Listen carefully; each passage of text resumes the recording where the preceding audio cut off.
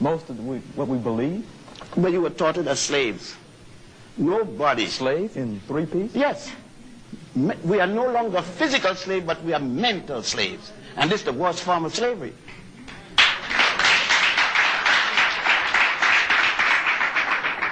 Some of us believe that the Cadillac and the house on the beach makes us free. But it's the mind that makes us free. Well, I'm just glad I have to ask the questions and don't have to put in any of this stuff.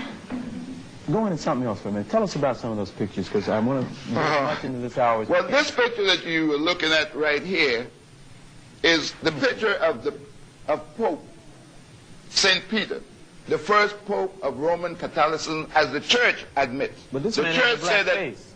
Black face, black everything. If you strip him, it's black all the way down except his fingernails and all those things like that. Well, how do I know you just didn't get a picture and paint a black face on it? No, that is the statue in Rome.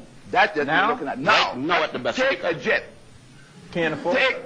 Take the fastest means and go to Rome and You'll come see him back right and there. then tell us if it's not. That same picture, I used to teach at Roman You say, Catholic wait a minute, colleges. this is there now? Yes, now. With And the black every pope Has to kisses kiss his feet. Every pope kisses his toe.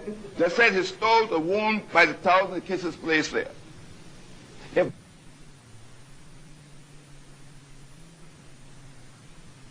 the 23rd. And who is this black guy? St. Peter. The man that they told you, every black minister, every white minister says, Jesus gave Peter the keys to heaven, which means that no white man, nobody else could enter into heaven unless he come by way of me, the black man. But I hold the keys to heaven. That's right. And there's no reason why Peter should not open for me. He suffered too then. What else you got there? Well, what I have here is some black saints. St. Augustine, some of you say that St. Augustine, St. John Chrysostom, St. Athanasius, and St. Ambrose. Black saints of the church. You have to remember that Christianity is called in Europe and by Europeans as the new religion. Right. It was alien to Europe.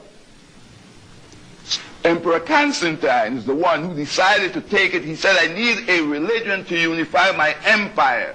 With this religion, I could then conquer the world.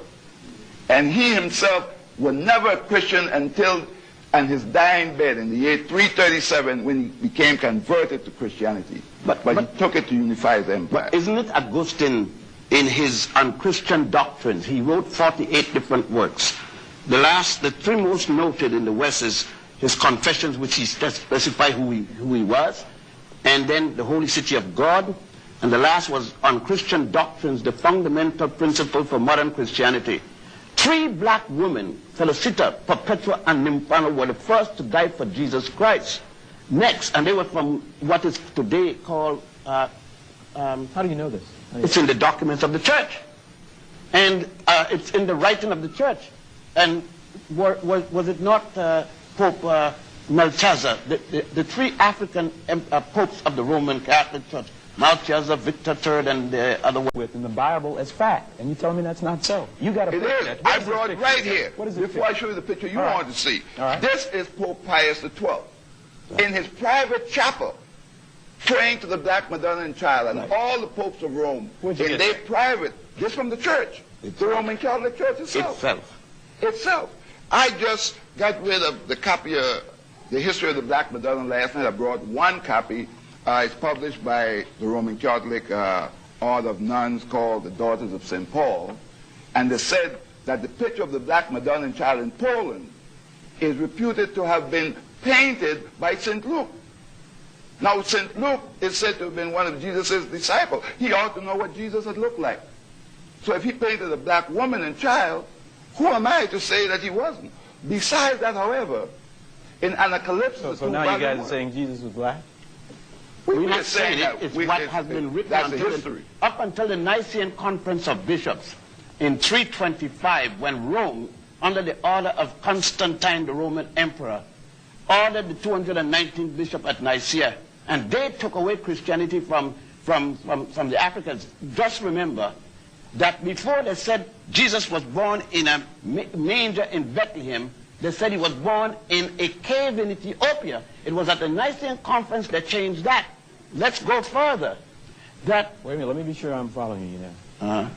You're saying that the birth of Christ as we know it is not accurate. It's a farce. It was only You realize what you're saying? a farce, a lie.